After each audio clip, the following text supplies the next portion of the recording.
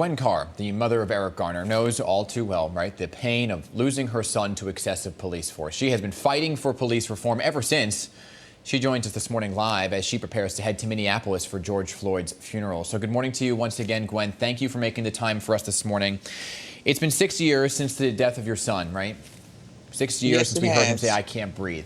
You have been pushing ever since then for a chokehold bill to pass. What do you hope that legislation will include to prevent this from ever happening again? Yes, well, I have been pushing for this legislation right after my son was killed. And I'm just hoping that it will, and they told me that it would include the police officer, if he ever violates this, to be arrested and charged immediately. Because this has been in the rule book for many years, but it's never been adhered to. So now we're going to have legislation on it. And if they violate, they will be disciplined. So Mayor de Blasio has been pretty outspoken about that bill throughout the years, right, saying he was against it. Yesterday, he said he would sign that bill if it came to him, if it meant that officers would not face disciplinary action if their life was in imminent danger. He says, of course, a chokehold should be illegal, but if their life was in imminent danger, that he wants them to be protected. What's your response to that? Well, that could be, that's a double-edged sword. They could use it and say, "I feared for my life." They always use that phrase, "I feared for my life." But if there's no one there to actually see what is going on, how would we know if they feared for their life or they just used it and then they used this normal phrase that's so common Right. among the police officers? But he Do you wouldn't think this sign it kind of before. legislation, right? Yeah, I'm I know. sorry? Do you think this legislation, do you think this kind of legislation would be the catalyst for change needed to stop the protests on the street? Would it be enough to get people thinking that we're moving in a direction that you want to see? It'll be a start. We need more, but this would be a step in the right direction.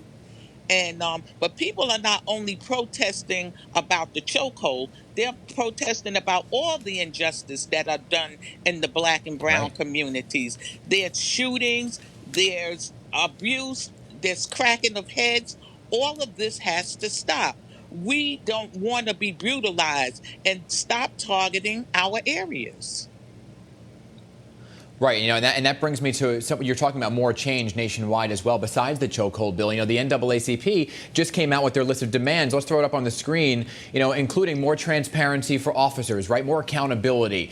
If there is a problem with an officer's misconduct, that they are denied recertification. 6 levels of escalation and use of force by police departments. Your thoughts on these demands from the NAACP?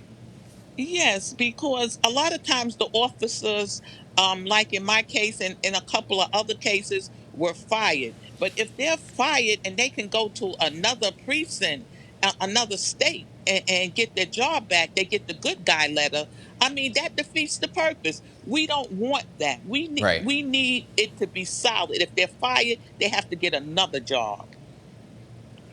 And lastly, Gwen, I want to ask your thoughts right now. We have been seeing the peaceful protests, right? But there are those agitators that are out there that are infiltrating these groups and looting and destroying some businesses. What is your message for those folks who are infiltrating these crowds? I say to the agitators, to the disruptors, go home. Stop interfering in our protests. We are protesting for a cause. I'm against the looting. I'm against the breaking of windows. But the peaceful protesters, keep on doing what you're doing, because we have to bring awareness to this state, to this nation, because that seems like the only thing that they understand. We have to make America hear us. We have to make America uncomfortable. And I saw some of that peaceful protesting myself. They literally walked right by my apartment yesterday. And I do want to get your thoughts on some of the NYPD members actually taking a knee, unifying with those peaceful protesters. What are your thoughts on seeing those kinds of images? I think with them taking a knee, they should take their department and take a knee in front of their department and say, hey, let's stop the violence. I mean, it was a okay gesture, but all the police officers need to take a knee. Understood. Gwen Carr, I always appreciate you making the time for us here on Pix 11. Safe travels to you as you head to Minneapolis for George Floyd's funeral, okay? Stay safe. Thank you for having me.